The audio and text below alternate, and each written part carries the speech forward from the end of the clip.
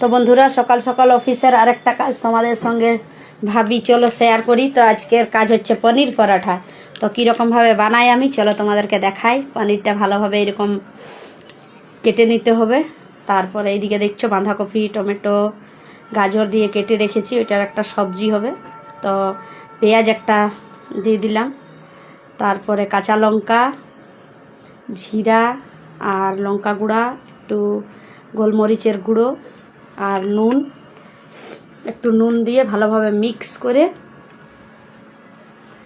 ভালোভাবে মিশিয়ে তারপরে এক এক করে আটাটা লিচি কেটে নিতে হবে। তারপরে এই যে বাটির মতো করে আর পুর দিয়ে পনিরটা দিয়ে দিয়ে আর সবগুলো আমি প্রথমে করে নিব।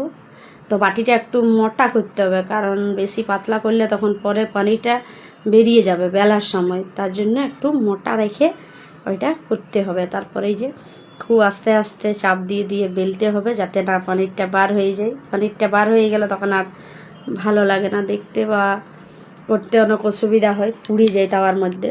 তো এই যে খুব আস্তে চাপ দিয়ে দিয়ে একটু সুরকিটা বেশি বেশি করে দিলে ঠিক হবে। তারপর দেখছো রিফাইন আমার শেষ হয়ে গেছিলো ডিবাতে, তো একটা ঢেলে নিলাম। তারপরে পরোটাটা ভালোভাবে দু পিঠ দিয়ে সেকে, আর এই যে ছেলে তোমাদেরকে খেয়ে বলবে কীরকম হয়েছে বন্ধুরা, আর তোমাদের রেসিপিটা কীরকম লাগলো অবশ্যই কমেন্ট করে জানিও। তো টাটা।